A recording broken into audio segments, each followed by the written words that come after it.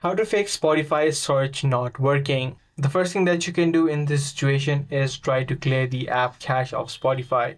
So what you can do is tap and hold the app and then head over to this eye icon. Once you're inside, tap on storage and then tap on the clear cache option. Once you do this step, make sure you remove the Spotify app from the recent app list and try to see if the issue is fixed.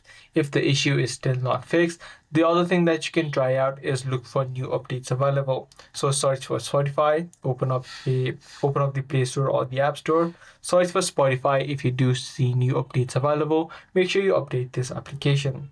Now, apart from this, if your issue still persists, what you can try out is try to uninstall the Spotify app from your device and then again re-download it. This ensures that you have the latest version and any sort of bugs which may be causing the issue should be now fixed. I do hope this short guide video was helpful to you. If it was, be sure to subscribe. That's gonna be all for today. I'm gonna see you in the next video.